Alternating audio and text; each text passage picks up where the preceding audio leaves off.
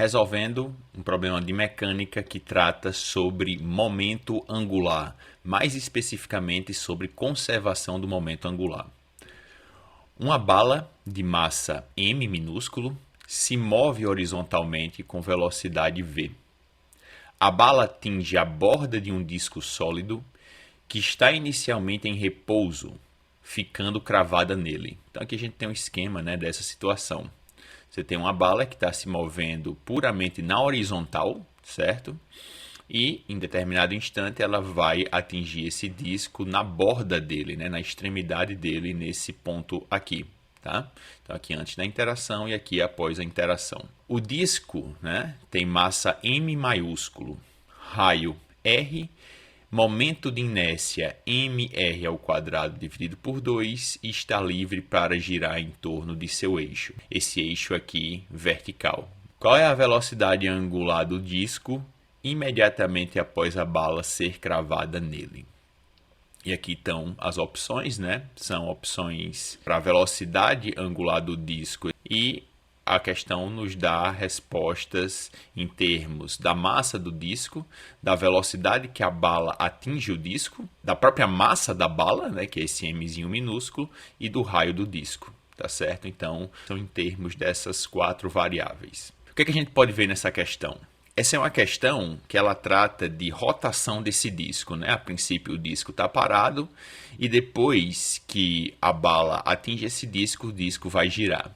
Então esse disco ele vai ganhar um determinado momento angular, tá? Porque sempre que você tem uma rotação, você vai ter um momento angular associado a essa rotação, né? Nesse caso a rotação do disco vai ser em torno desse eixo vertical. Que um dos possíveis caminhos para resolver essa questão seria aplicar a conservação do momento angular, que é o que eu vou fazer. Sendo que, para que a gente aplique conservação do momento angular, para que momento angular ele se conserve, a gente tem que garantir que os torques externos, né, a esse sistema bala mais disco, eles são iguais a zero. Tá? Se houver qualquer torque externo, ou ele deve ser desconsiderado ou ser anulado, ou simplesmente ele não deve existir, para que o momento angular desse sistema bala mais disco ele seja conservado.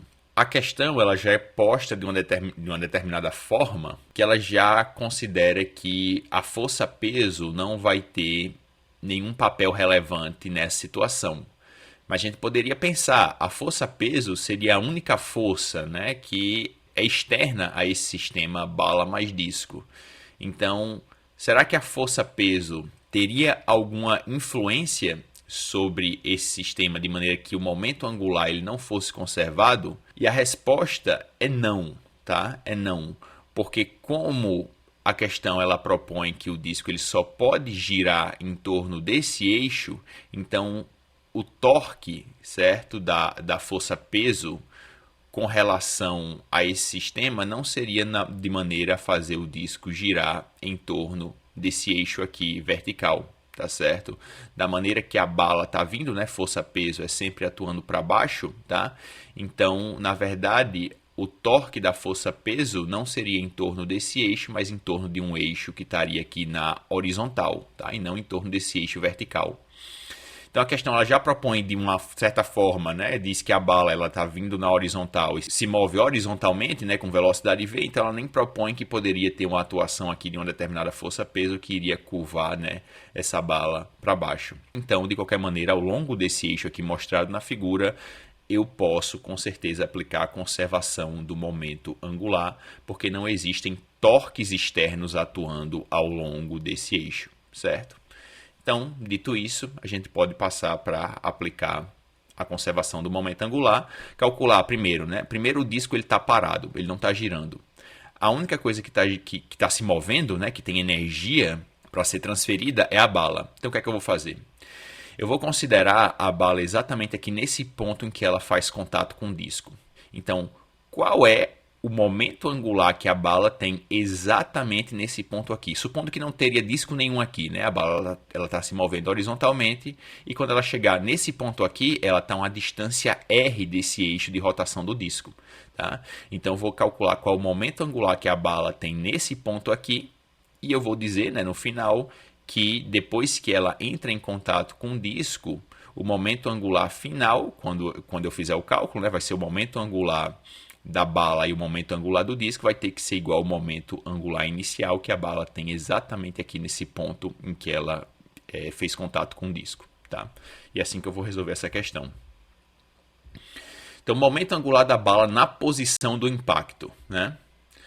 Momento angular ele é calculado como a inércia rotacional, né, ou momento de inércia, vezes a velocidade angular. E nesse caso aqui eu estou considerando, né, como só quem está se movendo no início é a bala, então o momento angular inicial é o momento angular da bala. Tá? Então esse subscrito B se refere à bala.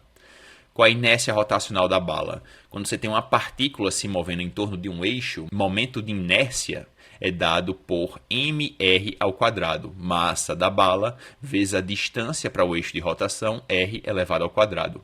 Isso aqui é o momento de inércia de uma partícula. Tá? A gente vê que para o disco é diferente, né? Esse mesmo fator aqui dividido por 2, tá? Mas para uma partícula é mr ao quadrado. Velocidade angular, se a gente for escrever em termos das grandezas lineares, né?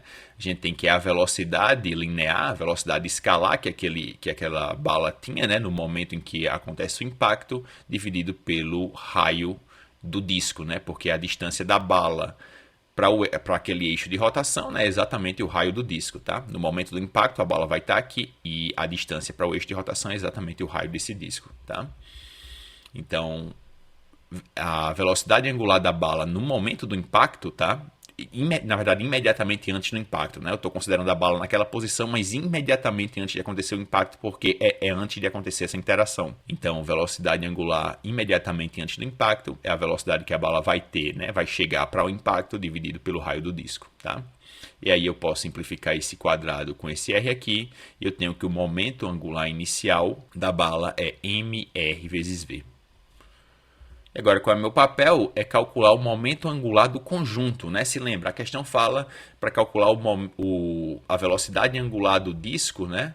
Qual é a velocidade angular do disco imediatamente após a bala ser cravada nele? Sendo que a velocidade angular do disco, na verdade, já vai ser um conjunto, né? O disco não está mais sozinho, está com a bala cravada nele. Então, eu vou chamar isso aí tudo de grandezas relacionadas ao conjunto bala mais disco, tá? Então, momento angular do conjunto, bala mais disco, imediatamente após o impacto.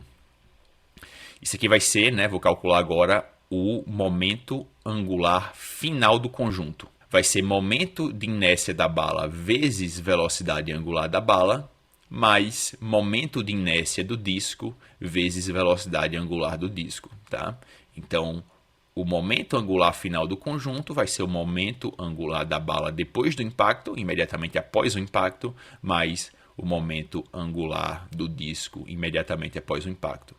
E o que é que acontece? Os dois vão estar girando juntos, né, depois do impacto. Tá? A bala vai estar exatamente dentro, né, naquela borda ali, naquela extremidade do disco. Então, a velocidade angular dos dois, como vão estar girando juntos, vai ser exatamente a mesma. Tá? Então, vou chamar tanto ômega-d como ômega-b de ômega-c, tá? Velocidade angular do conjunto. E aí eu consigo colocar aqui, né, multiplicando a soma dos momentos de inércia. Deixo aqui, né, colocado em evidência, já que ela vai estar presente, né, nos dois termos. E aí, o que é que eu vou fazer agora? Vou substituir os momentos de inércia da bala e do disco. Tá? Então, momento angular final do conjunto vai ser o quê? Momento de inércia da bala, mr ao quadrado, exatamente como eu já tinha utilizado aqui. Né? Momento de inércia do disco, isso aqui está dito na questão. Né? A questão diz que o momento de inércia de um disco vai ser a massa do disco, que é M maiúsculo, tá? Se lembra? M minúsculo é a massa da bala. M maiúsculo, R ao quadrado, que é o raio do disco, dividido por 2. E tudo isso aqui multiplica a velocidade angular do conjunto. Como tem R ao quadrado nos dois termos, eu também consigo colocar para fora dos parênteses, né?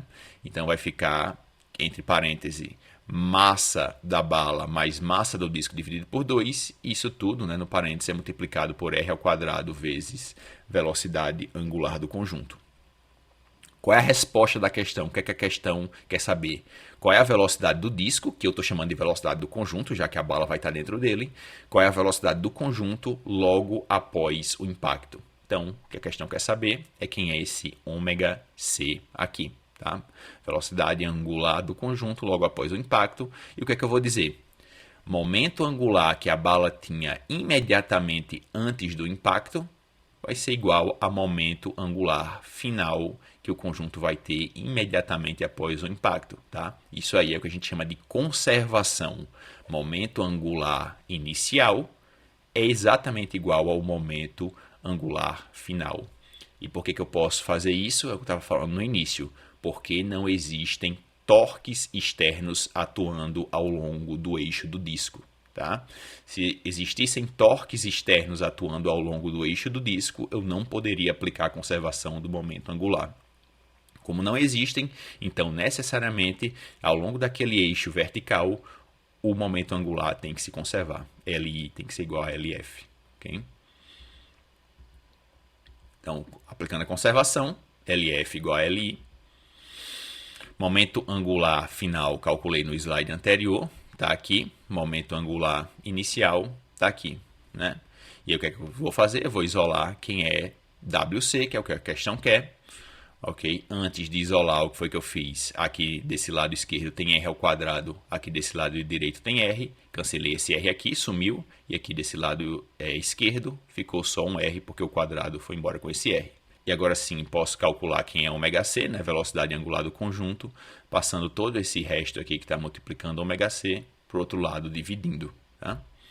Daí, velocidade angular do conjunto imediatamente após o impacto vai ser igual ao quê?